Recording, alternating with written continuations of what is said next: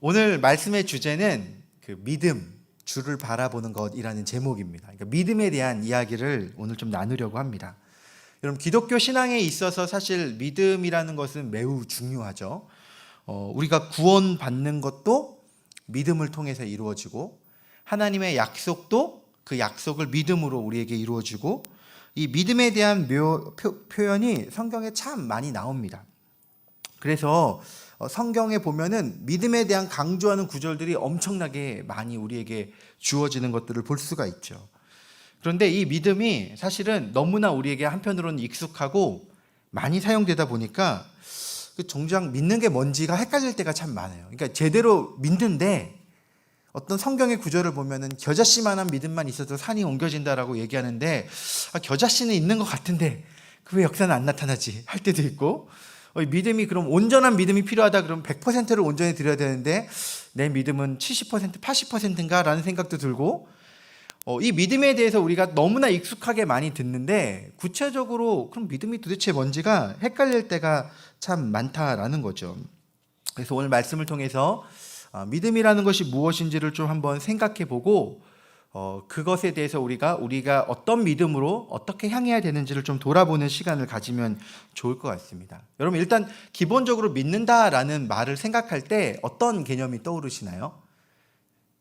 아마 1차적으로는 신뢰한다라는, 이제 믿는다 할 때는 그 대상을 믿고 받아들인다, 그러니까 신뢰한다라는 의미가 있죠. 그래서 일반적으로 성경에 쓰일 때 믿는다는 말은 말 그대로 신뢰하다라는 말, 그 사람의 말이든지 능력이든지 성품이든지 약속이라든지를 인정하고 받아들인다라는 의미에서 우리가 보통 쓰입니다. 근데 우리 종교적인 의미에서 도 많이 쓰여지지만, 성경에서 말하는 믿음은요, 단순히 그냥 내가 너를 신뢰해 정도의 의미를 초월합니다. 좀 더 정확하게 얘기하면은, 어떻게 하면 우리가 구원을 받을 수 있을까? 구원을 얻기에 합당한 믿음이 무엇인가라는 관점으로 사실은 우리에게 믿느냐라는 질문을 할 때가 많이 있습니다. 그러니까 구원은 우리 스스로 나오는 게 아니죠. 구원은 하나님께서 주시는 것이기 때문에 이 구원에 대한 믿음은 엄밀히 말하면 하나님은 어떤 분이신지, 하나님께서 우리에게 베푸신 구원과 능력을 내가 진실로 받아들이고 믿음으로 맡길 수 있는지, 이런 의미에서의 믿음이라는 것입니다. 하나님과 연관되어 있는 믿음이라는 거죠. 그래서 이 구원 얻는 믿음은요, 우리가 사람들끼리에서 믿는다라는 말은 엄밀히 말하면 신뢰라는 말에 초점을 맞춰져 있지만, 이 구원 얻는 믿음이라는 것은 크게 세 가지의 요소를 필요로 합니다. 첫 번째는 무엇이냐면은 지식적인 부분들이 필요해요. 그러니까 예를 들어서 우리가 예수님을 믿음으로 구원받는다라고 할 때는 1차적으로는 예수님이 어떤 분이신지를 이해해야 됩니다. 그분이 누구신지, 어떤 사역을 하셨는지, 어떤 모습으로 우리의 죄를 구원하셨는지, 그런 부분들을 사실은 우리가 지식적인 부분에 있어서 이해하는 부분이 필요해요. 제가 지난주 오후 예배 설교 때는 그런 측면에서 구원에 대한 부분을 한번 말씀을 나눴죠. 우리에게 구원이 왜 이루어지는가? 왜 예수 그리스도를 믿어야 구원이 이루어지는가? 우리가 그분과 한몸 되어져서 그 구원의 후력이 우리에게 효력을 미치는 것이다라는 연합의 측면에서 제가 설명을 드렸어요. 그러니까 이것도 지식적인 부분이 필요한 거죠. 이 지식적인 부분이 없이 그냥 무조건 믿어라고 말하면 엄밀히 말하면 맹신에 가깝습니다. 어떠한 의심도 하지 않고, 우리가 믿음을 생각할 때는 의심하지 않고 믿는 것, 물론 그것도 맞는 요소지만 어떠한 의심도 해서는 안 돼라는 것에 너무 집착하다 보면은 그냥 맹신에 가깝게 믿게 될 수가 있는 거예요. 어떤 근거가 없이. 근데 성경이 말하고 있는 믿음은요, 근거가 있습니다. 예수님이 어떤 분이신지, 그분이 우리에게 어떤 사역을 하셨고 어떤 성품을 갖고 계시고 기뻐하시는 것 무엇인지를 그분을 이해하고 지식적인 부분이 필요로 한다라는 것이죠. 그리고 하나님에 대해서 믿으려고 해도 하나님에 대한 지식이 필요하죠. 하나님의 성품은 어떠신가? 하나님의 마음은 어떠신가? 하나님이 우리에게 주신 약속은 무엇인가? 그것들을 근거로 해서, 지식을 근거로 해서 믿음이 형성이 됩니다. 그래서 믿음의 중요한 요소 중에 하나는 일단은 지식적인 부분이 있어요.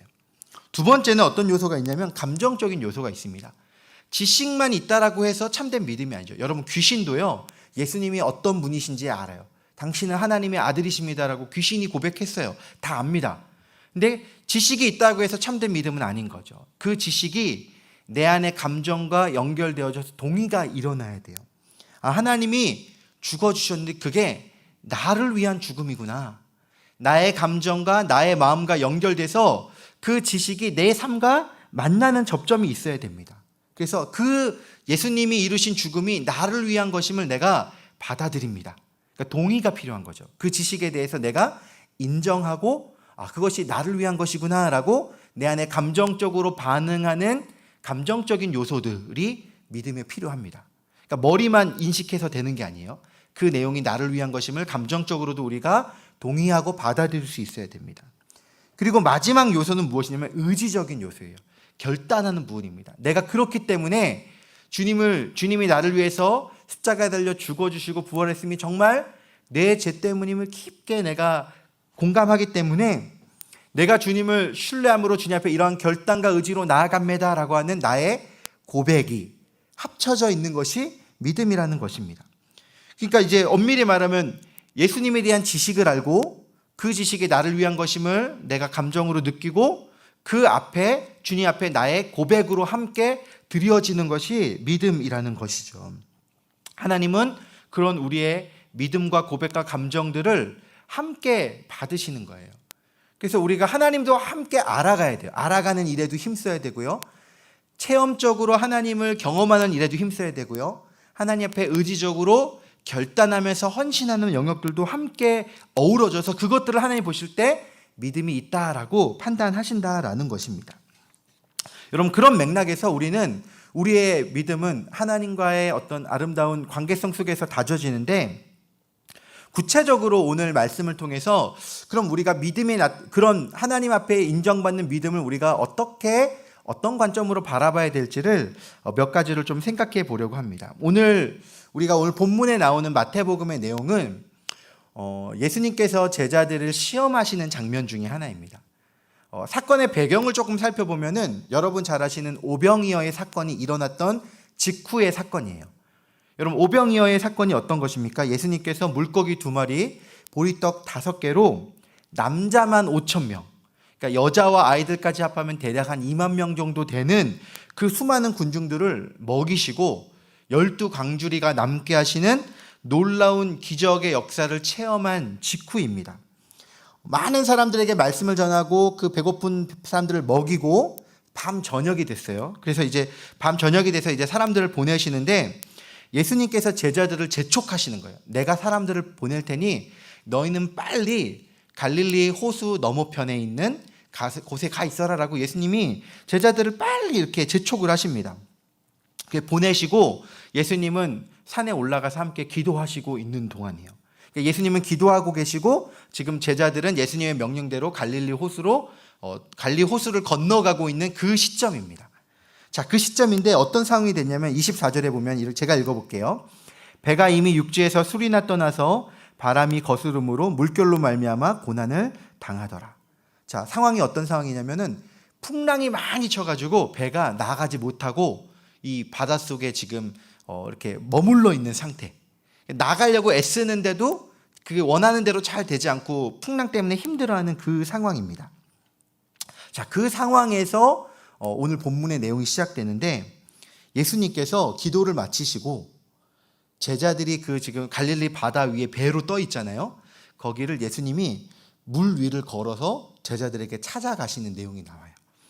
여러분, 이게 어찌 보면 우리의 인간적인 생각을 넘어서는 하나님의 놀라운 기적이죠. 그러니까 그 예수님을 우리의 인간적인 생각으로만 받아들이면 안 돼요. 예수님은 하나님이시구나. 그래서 물 위를 걸으실 수 있는 전능의 분이시구나 라는 것들을 지식적으로 이해하는 부분이 필요합니다. 자, 그때 본문을 보면은 25절에 보면 밤 사경이라고 돼 있어요. 유대인의 시간 개념은 우리랑 조금 틀려요. 우리보다 6시간을 늦추시면 됩니다. 그래서 예를 들어서 거기서 유대인의 시간으로 3시 그러면 6시간 더하면은 오전 9시인 거예요. 6시 그러면 몇 시가 되냐면은 12시가 되는 거고, 예수님이 9시에 돌아가셨죠? 그러면은 오후 3시가 되는 거예요. 그게 이제 유대인의 시간 계산법이고, 저녁 시간은 어떻게 계산했냐면 밤 1경, 2경, 3경, 4경 이렇게 계산했습니다. 밤 1경은 저녁 6시부터 9시, 밤 2경은 9시부터 12시, 그리고 밤 6시부터 9시, 9시부터 12시, 그리고 제4경은 새벽 3시부터 6시, 그리고 3경은 12시부터 3시, 이렇게 3시간 단위로 계산이 되는 거예요. 그러니까 밤 4경이라 그러면은 어떻게 됩니까? 새벽 3시부터 6시까지 시간이에요. 가장 극심하게 깊은 그 밤 시간에 예수님께서 바다 위를 걸어서 제자들한테 가는 상황입니다. 그러니까 새벽 3시부터 6시에. 제자들이 어떻게 하니까 이걸 보고 놀라는 거예요. 26절 한번 읽어볼까요? 시작. 제자들이 그가 바다 위로 걸어오심을 보고 놀라 유령이라 하며 무서워하며 소리 지르거늘. 제자들의 입장에 생각해 보시면 지금 생명의 위험을 위협받고 있어요. 바다 위를 건너가는데 풍랑이 너무 심해서 수시간째 바다 위에 포류하고 있는, 그리고 가장 어두워진 극심한 시간에 갑자기 바다 위에 어떤 물체가 바다 위를 걸어서 오고 있는 장면인 거예요. 여러분 얼마나 무섭겠습니까? 그래서 제자들이 그거 보고 유령 아니야? 하면서 무서워하고 있는 상황에 예수님께서 뭐라 그러시냐면은 즉시 이르시되 안심하라, 나니까 두려워하지 말라라고 말씀하십니다. 여러분 우리가 어찌 보면 우리의 일상이, 우리의 현실이 이런 거랑 똑같아요. 우리가 인생을 살아가는데 이 인생이 그렇죠. 나는 어딘가 가고자 하는 게 있는데 내 뜻대로 안 돼요. 애를 쓰는데 여러 가지 풍랑과 물결을 통해서 내 뜻대로 안 움직여지고 내 미래가 원만하고 순탄하게 갔으면 좋겠는데 어떻게 될지 모르는 막막한 상황 속에 놓여 있는 것이 사실은 우리의 현실과 매우 유사합니다. 그런데 그런 상황이죠. 우리 정말 다 예측이 안 돼요. 어떤 사람을 만나게 될 것인지, 앞으로의 일이 어떻게 될 것인지, 우리 자녀들 문제, 배우자 문제, 어떤 사업의 문제, 다 내 뜻대로 안 되는 수많은 불확실한 속에서 살아갑니다. 근데 예수님은요, 그런 가운데 우리에게 찾아오셔서 얘기하시는 거예요. 두려워하지 마라. 나니까 안심해라. 라고 이야기하는 것입니다. 세상 그 누구도 너를 보장해 줄 수 없지만 내가 너를 책임지겠다라고 말씀하시는 분이 예수님이시고, 이 말씀에 반응하는 믿음을 통해서 역사가 일어나는 것이죠. 여러분 예수님께서 나니까 안심해라, 두려워하지 말라라는 이 얘기를 하셨을 때 베드로는 이 말을 듣고 고민했습니다. 진짜 저분이 예수님이 맞을까? 예수님이 맞다면 안심하고 믿고 나갈 수 있지만 혹시 예수님이 아니라면 어떡하지? 여러 고민 속에서 베드로가 예수님께 제안을 해요. 28절인데 한번 같이 읽어보겠습니다. 시작. 베드로가 대답하여 이르되 주여, 만일 주님이시거든 나를 명하사 물 위로 오라 하소서 하니. 여러분 베드로가 지금 예수님께 이런 제안을 한 것 자체가 사실은 엄청난 믿음의 요소가 담겨져 있어요. 베드로는 이런 고백을 하는 거예요. 베드로가 지금 예수님이라면, 그분이 정말 주님이시라면 내가 물을 위를 걸어서 갈 수 있도록 하실 수 있는 분이다라는 그 지식과 믿음을 근거로 해서 지금 요청을 드린 거죠. 여러분 베드로가 이런 요청을 할 수 있는 이유가 무엇입니까? 그 이유는 사실 체험 때문입니다. 바로 직전에 뭘 경험했냐면 오병이어의 사건을 경험했어요. 보리떡 2개, 물고기 2마리, 보리떡 5개로 수천 명이 먹는 눈앞에서 놀라운 이적을 체험했기 때문에 그 하나님이 정말 맞다면 지금 나를 명해서 물 위로 걸어가게 하는 것은 충분히 가능해 라고 그 믿음을 가지고 예수님을 신뢰해서 맡기고 그 믿음을 통해서 지금 제안했다라는 것이죠. 여러분 이게 중요한 요소예요. 여러분 우리가 이 세상을 살아갈 때 믿음으로 살아가는데요, 여러분 이 하나님의 믿음을 우리가 알게 되는 그 과정 중에 하나가 무엇이냐면 체험을 통한 확신이 매우 중요합니다. 하나님께서 우리에게 뭘 알려주셨냐면 말씀을 알려주셨어요. 성경 말씀을 통해서 하나님은 어떤 분이신지, 하나님은 어떻게 사역하시는지, 하나님의 능력은 어떤 분이신지를 우리에게 수많은 약속의 말씀들을 통해서 알려주셨죠. 우리는 어떻게 하냐면 그 약속을 근거로 해서 믿음으로 맡기고 실천을 해보는 거예요. 그렇게 해서 경험되어지는 하나님을 체험하면서 아, 이분이 진짜 살아계신 분이 맞구나, 이분이 진짜 역사하시는구나를 확신하면서 점점 더 하나님 앞에 믿음으로 나아갈 수 있게 되는 것이죠. 그래서 성경에 보면 우리를 향한 하나님의 약속의 말씀이 너무나 많이 나옵니다. 이사야서 43장 1절부터 3절 말씀 제가 읽어보겠습니다. 야곱아, 너를 창조하신 여호와께서 지금 말씀하시느니라. 이스라엘아, 너를 지으신 이가 말씀하시느니라. 너는 두려워하지 말라. 내가 너를 구속하였고 내가 너를 지명하여 불렀나니 너는 내 것이라. 내가 물 가운데로 지날 때에 내가 너와 함께할 것이라. 강을 건널 때에 물이 너를 침몰하지 못할 것이며 내가 불 가운데로 지날 때에 타지도 아니할 것이요 불꽃이 너를 사르지도 못하리니 대전하는 여호와 내 하나님이요 이스라엘의 거룩한 이요 내 구원자임이라. 하나님이 이런 수많은 약속의 말씀들을 한 예지만 주실 때 그 말씀을 우리가 인정하고 받아들이고 그 말씀에 따라 순종하면서 거기서 초월적인 하나님의 역사들을 경험해 보게 되는 거죠. 그래서 엄밀히 말하면 믿음은요, 경험적입니다. 체험적인 거예요. 하나님에 대한 지식만 가득 차서 되는 게 아닙니다. 아, 진짜 하나님이 이러신 분이구나를 체험하고 경험할 때 그것이 우리의 믿음을 더욱 확대시키고요. 그 믿음을 근거로 해서 더 큰 믿음으로 나아갈 수 있는 그 우리 실제적인 믿음이 되는 것이죠. 여러분, 성경에 등장하는 수많은 믿음의 사람들을 보면은 다 그렇습니다. 대표적으로 다윗을 보면은 하나님에 대해서 다윗은 정말로 아주 섬세한 고백을 해요. 시편 18편 2절 3절에 보면 이렇게 고백합니다. 여호와는 나의 반석이시요 나의 요새시요 나를 건지시는 이시요 나의 하나님이시요 내가 그 안에 피할 바위시요 방패시요 나의 구원의 뿌리시요 나의 산성이시로다. 내가 찬송받으실 여호와께 아뢰리니 내 원수들에게서 구원을 얻으리로다. 여러분, 제가 아마 하나님 고백했다면 하나님은 구원의 하나님이십니다, 아마 이렇게 덤덤하게 한마디 했을 거예요. 근데 지금 다윗이 표현을 보면은 나의 반석이시오 요새시오 건지실이시오 피할 바위시고 방패시고 구원의 뿌리시고 산성이다. 이게 엄청 다채롭고 디테일하죠. 여러분, 그 이유가 무엇입니까? 정말 죽을 위기 속에서 하나님 기도했는데 하나님이 구원해 주신 걸 경험한 거예요. 그 체험을 한 번만 한 게 아니라 수많은 위기에 있을 때마다 그 경험을 하다 보니까 다윗이 그때마다 느끼는 거예요. 하나님은 진짜 구원이시구나, 방패시구나, 요새시구나. 경험을 통해서 사실 이렇게 디테일하게 표현해지게 되는 거죠. 여러분, 우리가 경험으로 하나님의 은혜를 깊게 체험하면 체험할수록 우리의 하나님에 대한 고백이 달라집니다. 그냥 하나님이 아니라 하나님은 이러시기에 나를 구원하시고 어려울 때 나의 마음을 위로해 주시고 만져주시고 아주 깊은 고백으로 나아갈 수 있게 되는 것이죠. 그 경험이 하나님을 더 체험하며 더 확신 있게 믿는 근거가 된다라는 거예요. 여러분, 베드로가 주님이 만일 주님이시라면 저를 명해서 물 위를 걸으시게 할 수 있습니다 라고 요청했고요, 예수님께서 걸어오라라고 하십니다. 그래가지고 걸어가는데 어떤 일이 일어나게 되죠? 실제로 물 위를 걷는 기적의 역사들이 일어나게 된 거예요. 여러분, 놀라운 일이죠. 여러분, 그런데 재밌는 게 무엇이냐면 그렇게 걸어가는데 베드로가 그렇게 걸어가는 과정 속에서 갑자기 물에 또 빠집니다. 우리 30절 말씀 한번 같이 읽어볼까요? 시작. 바람을 보고 무서워 빠져가는지라 소리질러 이르되 주여 나를 구원하소서 하니. 재미있는 장면이죠. 하나님께서 걸어오라 하시는 말씀을 듣고 물 위를 걸었어요. 사실 상상을 해보시면 본인이 제일 놀라지 않겠습니까? 내가 물 위를 건너다니.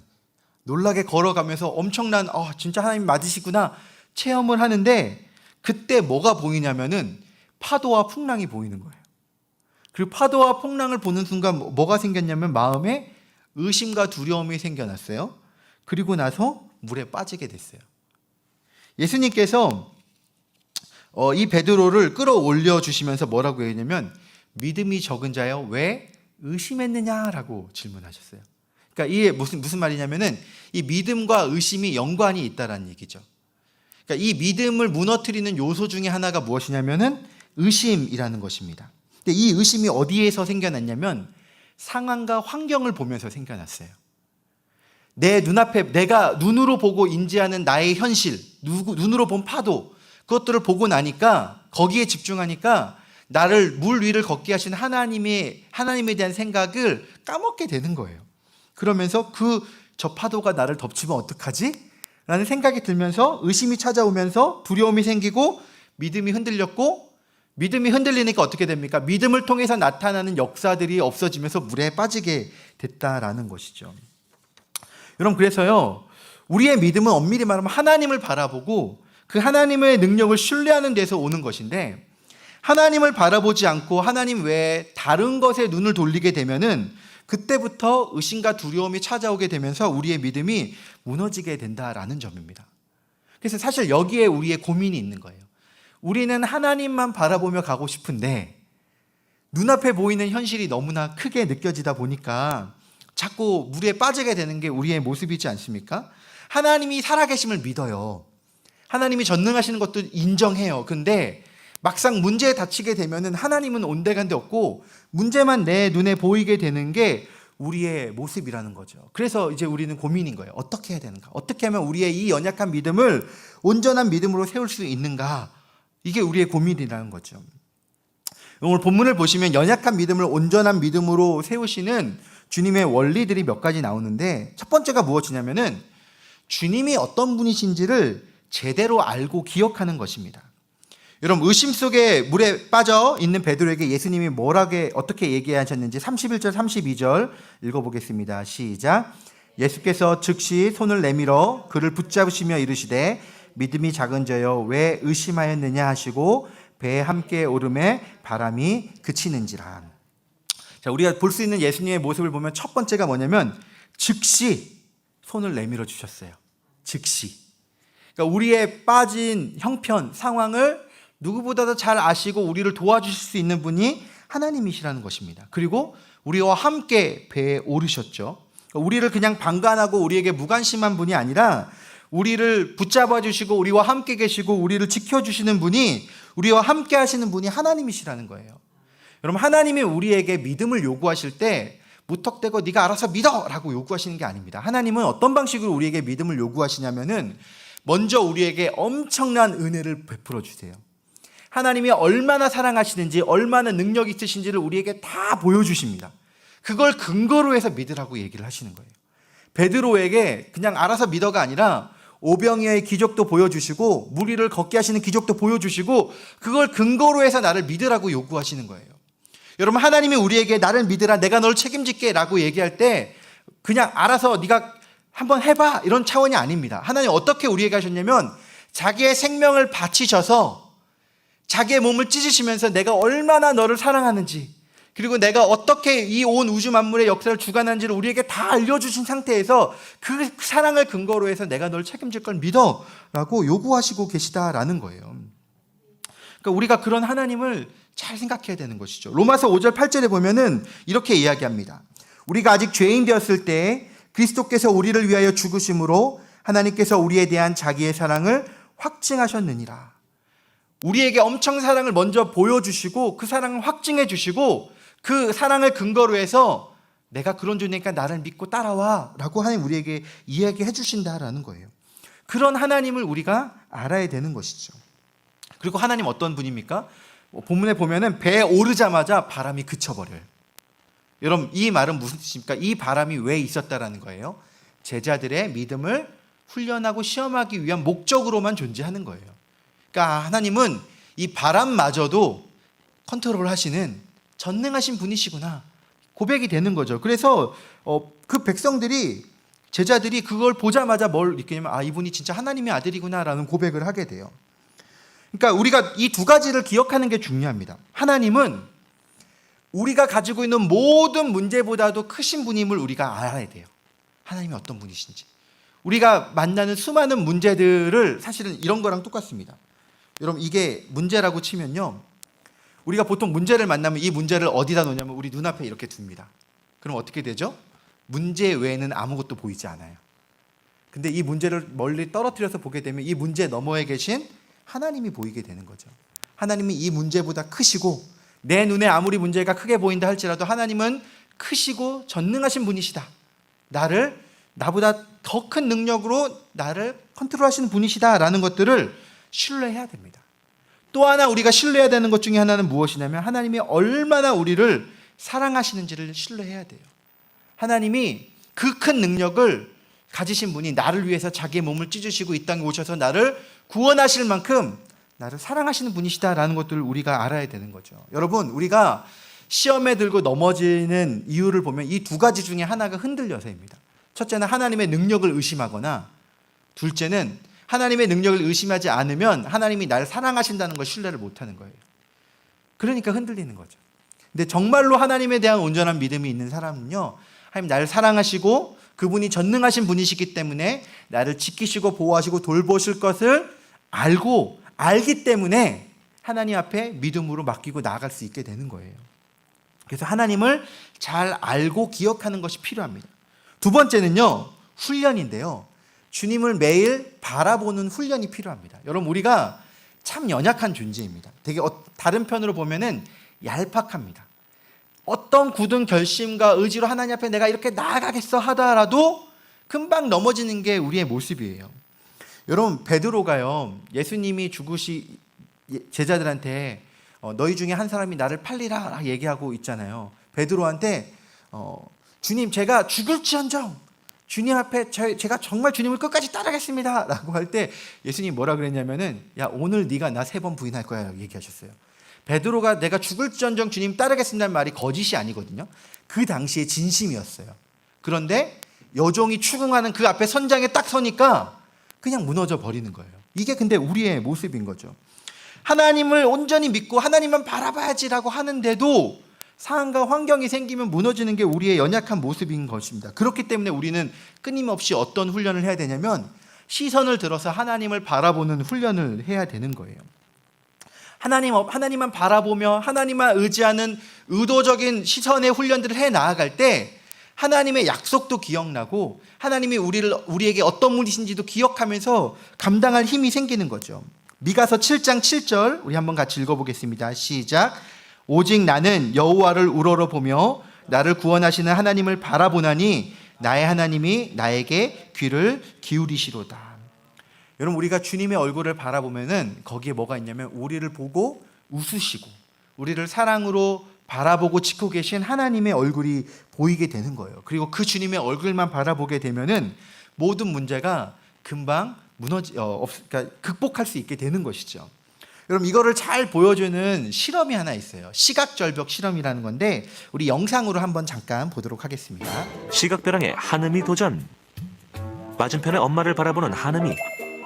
이때 웃음기 없는 표정으로 한음이를 바라보는 엄마. 몇 걸음 채 가지 못했는데 자신의 키보다도 높아 보이는 낭떠러지에 깜짝 놀란 모습. 어쩔 줄 모르는 한음이 엄마에게 간절한 눈빛을 보내지만 되돌아오는 것은 엄마의 싸늘한 표정뿐. 무심한 엄마의 행동에 결국 시각벼랑을 건너지 못하고 제자리로 다시 돌아갔다. 연우에 이어 한음이 역시 시각벼랑을 건너지 못하고 포기. 아이들은 무표정한 엄마의 얼굴을 보는 즉시 제자리로 돌아갔다. 심리학적으로는 거울 이미지 효과라고도 하고요. 부모의 그런 부정적인 감정이나 태도가 아이들한테 결국엔 대물림되고 전달될 수도 있는 그런 효과를 가진다고 보시면 될 것 같아요. 그렇다면 반대로 엄마가 편안하게 웃는 표정을 짓는다면 아이들은 어떨까? 조금 전 실험과는 달리 한박 웃음을 짓고 있는 엄마. 엄마의 행복한 미소를 보자 덩달아 기분이 좋아진 연우. 그러나 이때 연우의 눈앞에 보인 것은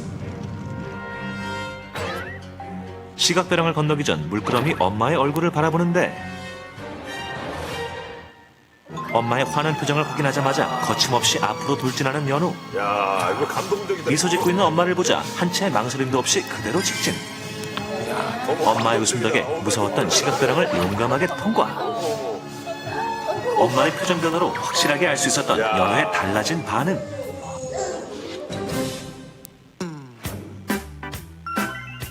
이번엔 한음이의 차례. 엄마가 행복하고 밝은 목소리로 자신의 이름을 불러주자 한결 편안해 보이는 한음이의 표정. 앞으로 갈까 말까 주저했던 때와 달리 단번에 시각벼랑 통과. 엄마의 미소에 시각벼랑 건너기 대성공. 엄마의 표정이나 진짜 말 그런 거 하나하나가 진짜 아가한테 제일 중요한 걸 알았어요. 엄마 표정을 보고 많이 웃으니까 앞으로 더 많이 웃어서 애기들 좀 밝게 키워줘야 되겠다 생각했어요. 제가 웃으면 아가도 웃거든요. 또 아기가 웃으면 저도 엄마도 웃게 되잖아요. 웃음은 전염이 되는 것 같아요. 아이들에게는 엄마의 웃음 지수가 곧 아이의 웃음 지수. 지금 스토리온 우먼쇼를 보는 우먼들이여 다 함께 스마일. 네, 여기까지인데요. 되게 재미있는 실험이죠. 아이가 엄마의 무표정한 얼굴을 볼 때는 그 눈으로 시각으로 유리로 되어 있는 절벽을 보고 못 건넜어요. 두려워가지고.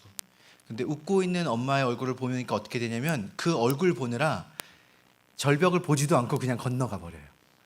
여러분, 우리의 모습이 마치 이렇습니다. 하나님을 인식할 때 하나님 무서운 분이야, 하나님 두려운 분이야, 나와 함께 하지 않는 분이야 라고 생각하면은 우리의 현실적인 문제를 만나게 되면 하나님께 나아가기가 힘들어져요. 근데 하나님은 실제로 어떤 분이시냐면 우리를 너무나 사랑하시고 전능하시고 또 우리를 향해서 항상 웃으면서 우리를 보고 계시고 지키고 계신 분이 하나님이시죠. 그 하나님의 얼굴을 바라보면은 어떻게 되냐면 눈앞에 현실적인 문제가 여전히 있지만 하나님을 바라볼 때 그 현실의 문제를 능히 감당할 수 있는 힘이 주어지는 거예요. 어떤 의미에서 하나님 얼굴 보면서 문제를 문제인지도 모르고 지나가게 될 수도 있어요. 하나님 얼굴만 바라보면 그런 식으로 우리가 문제들을 극복해 가면서 나중에는 체험하는 거죠. 아, 하나님 얼굴만 봤더니 이런 문제들이 어느새 극복되어져 있구나. 내 삶을 하나님께 맡기면 하나님 책임져 주시는구나. 말씀을 정리하겠습니다. 여러분, 결국 믿음이라는 것은요, 하나님을 머리로 아는 것도 필요하고요, 지식으로도 알아야 되고요, 경험적으로도 체험해야 되고 그분께 우리 자신을 맡기는 겁니다. 의지적인 결단으로 하나님 앞에 나아가는 거예요. 무리를 걷는 베드로와 예수님을 체험한 제자들은요, 앞으로의 그 삶 속에서 어떻게 고백했겠습니까? 아, 우리 하나님은 정말 하나님의 아들이시구나. 전능한 믿음으로 더욱 신뢰하면서 나아갈 수 있는 근거들이 마련되어져 있는 것이죠. 이전에도 하나님의 아들임을 알았지만 이 사건을 통해서 더욱 분명하게 알게 되면서 그 이후에 하나님 앞에 온전히 믿으면서 맡기게 될 수 있는 근거를 갖게 된다라는 거예요. 여러분, 제가 저희 이제 막내 아들이 이제 한 5살이에요. 아이를 만날 때 이렇게 약간 턱 같은 데 올려놓고서 영세 아빠가 받아줄게, 뛰어 그러면 지금은 어떻게 했냐면 완전 다이빙 하듯이 뛰어내려요. 근데 처음에는요 못 뛰어내렸어요. 막 주저하고 움츠러들고 그러다가 뛰어내려도 아빠가 받아주고 안아준다는 걸 경험하니까 어떻게 되냐면 그다음부터는 자꾸 던져달래요. 저기 올라가서 자기 놓고 던져달래요. 신뢰하는 거죠. 근데 신뢰할 때 어떻게 됩니까? 제가 탁 떨어뜨리지 않죠. 아마 한번 떨어뜨리면 그다음부터 안 해달라 그럴 거예요. 근데 우리 하나님은, 우리는 연약해서 실수하지만 하나님은 우리를 절대로 놓치지 않으시고 우리를 보호하시고 지키시는 분이시기 때문에 그 하나님을 바라보고 나아가면은 하나님의 얼굴만 바라보면 절벽에서도 뛰어내릴 수 있고요, 우리의 수많은 문제 가운데서도 능히 극복해 주신 그 하나님 바라보면서 그게 어느샌가 감당되어져 있구나 이렇게 고백하게 되는 것이죠. 여러분, 지금 우리의 상황을 볼 때 아마 어떤 분은 풍랑 속에 계신 분이 계실지도 모르겠어요. 밤 사경에 어떻게 가야 될지 모르겠고 힘도 없고 더 이상 의지가 없어서 답답하고 낙심 속에 있는 분이 계실지 모르겠습니다. 그런 우리에게 하나님은 약속하셨어요. 내가 너를 사랑한다. 내가 너와 함께 있고 내가 너를 지키고 보호할 것이고 내가 영원히 너를 붙들어 줄 거야. 그러니까 걱정하지 말고 나를 바라봐. 나만 바라보면 내가 너의 삶 속에 함께 해줄게. 여러분, 하나님 우리에게 이 약속하시지 않았습니까?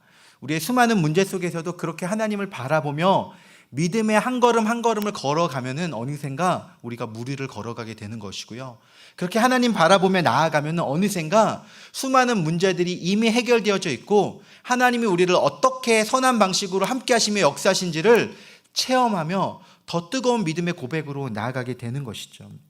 성경의 수많은 인물들의 고백이 그렇게 성경에 기록되어 있어요. 하나님은 살아계시고 역사하시고 그 하나님을 신뢰하는 것이 결국은 우리의 승리의 길이다라고 얘기하는 것이죠.